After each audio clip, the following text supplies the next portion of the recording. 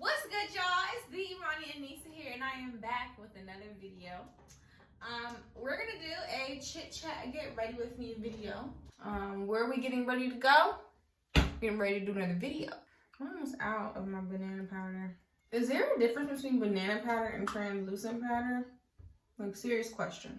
Because like I've been telling y'all, I'm not a makeup artist and I don't know. But anyway, you guys, I want to talk. Ooh, I think I might added too much. I want to talk about fear, you guys. There's a lot of things that we can have fear over, or fear of, you guys. One thing that I've learned within this time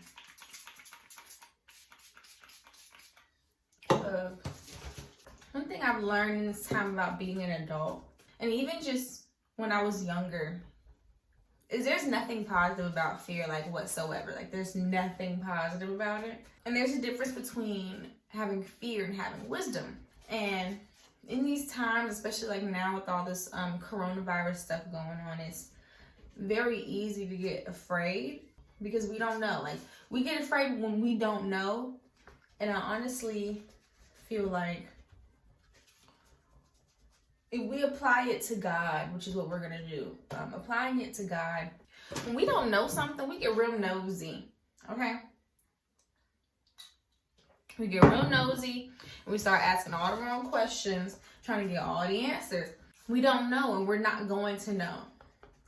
But one thing that I've learned is the hardest thing that anyone can do in lieu of not knowing, and the most beneficial thing anyone can do in lieu of not knowing, is trusting God.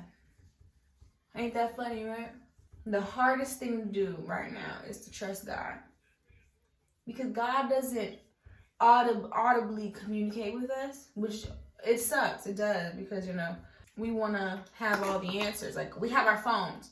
On our phones, we have Instagram, we have freaking Twitter, and we can just scroll and get the answers to whatever it is that we want.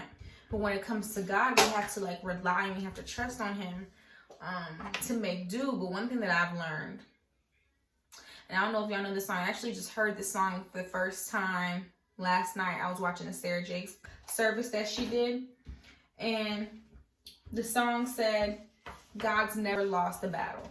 Now, I don't know about you, but I know about me and God's relationship. He has never disappointed. He has never not done what He said He was going to do. Yeah, and so, like, right now, I've never done a video talking about my relationship with God, or just talking about God in general, and it scares me a bit to be doing this video. But as I'm doing this video, God is just talking to me, and He's telling me that He has me. Sounds crazy.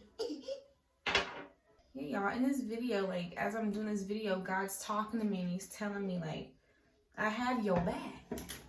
And I've never had a time where I didn't feel like God had my back. Like, I've always known that He had my back, but it's all about timing. And I think that's where we get so, like, rah, rah, rah, right? Because we want things right now.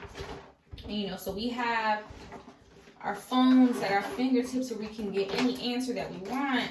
And so I find that we put our hope in a lot of things that don't really matter in comparison to God's power alone. You know what I'm saying? I use God and God alone. And I get my healing from God and God alone. And I heal myself through God and God alone, right? And so, I actually have a little book here. So if you see me reading, I have a little book here, and it has notes on fear. Shout out to Mercedes for giving me that book after graduating. That book has really helped me. Okay, sis? It really, really helped me. It's called God's Promises for Graduates. Y'all. And I always refer to it when I just need, like, a direct answer on certain things, or like a direct verse. Because it's kind of hard to, like, sort through the Bible, especially if you don't know it that well. Like, I don't know it that well. I've read about half of the Old Testament, and I always feel like I need to start over, because I always end up starting over and be stuck in the same spot, or, like, stop reading in the same area. So I don't really know. I don't know my verses by heart like that. I know some verses. The first thing that this book says is coming from Isaiah 41:10. It says, "So do not fear, for I am with you. Do not be dismayed, for I am your God. I will strengthen you and help you. I will uphold you with my righteous right hand." That verse to me is nothing but reassurance that God is going to do everything that he said. And comment down below, y'all, if God has done everything he said he was going to do for you. And if not yet, you know that it's going to happen. Like, God has never disappointed me, and I've never had a reason to fear, like, ever. But because I'm human and because I want things when I want it, I fear. It's natural, right? But where is this fear coming from is the big thing. In 2 Timothy 1:7 says, "For the spirit God gave us does not make us timid, but gives us power, love, and self-discipline." Some of us may interpret that verse as in God did not give us the spirit of fear, but the power of love and sound mind and self-discipline. That is what God gave us. And when we begin to add other things to our lives, or begin to worry about other things, or begin to focus on other things, oftentimes it's so easy for us to forget that we have power, love, sound mind, and self-discipline. When you're afraid, you start to do some crazy crap, y'all. Like, you start to, especially like when it comes to money, you start to think about all the ways you can make quick, fast money. You start to think about what you got to say, what you need to do, what you need to spend your money on. And it's just like, God doesn't work like that.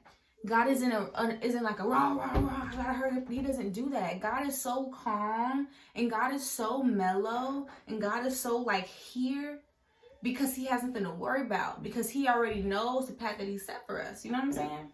God doesn't do anything that is gonna harm us. God does everything for our benefit, for us to prosper. I'm gonna put that verse down at the bottom because I don't know it by heart. But that is one thing that I do know, is that anytime God makes us uncomfortable, it's because he's applying pressure like diamonds. Nothing great is comfortable. What you laughing about? So you keep busting in the bathroom laughing. He's so silly, yo. Like, I wish I could really see him. He's psycho.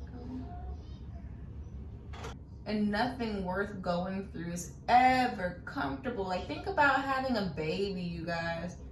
Think about having a baby. You are pushing this baby, or you in labor, and you're about to birth something so amazing, like so worth it, and it's uncomfortable. It's so uncomfortable. Even getting an epidural. For all my ladies who've had kids and have gotten an epidural, we know that little whatever, it's not even a pain. It's just weird feeling. It's uncomfortable, and it's not natural. It's not normal to us. But God isn't going to do anything natural. Everything he's going to do is going to be supernatural, and so we're not going to understand it. We're not going to get it ever. We're never ever going to get it. But that's the beauty in it. That's the beauty in it. Like, we always try to have control over everything. That's because we live in fear.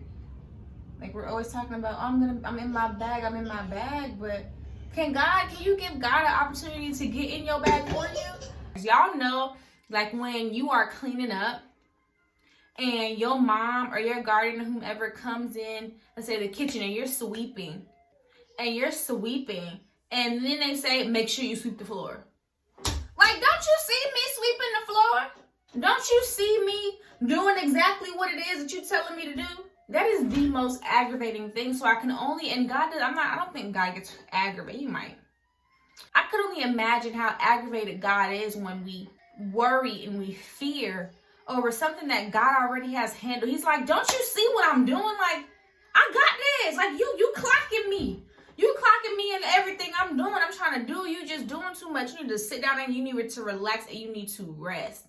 And at the end of the day, that is how it's supposed to be. Like, I posted this thing on my story yesterday, and it was Matthew 2:6. I don't know. I'm going to put it down at the bottom. And it's saying that we shouldn't be worried about tomorrow, because tomorrow is up to God. Like, we need to only be concerned about today.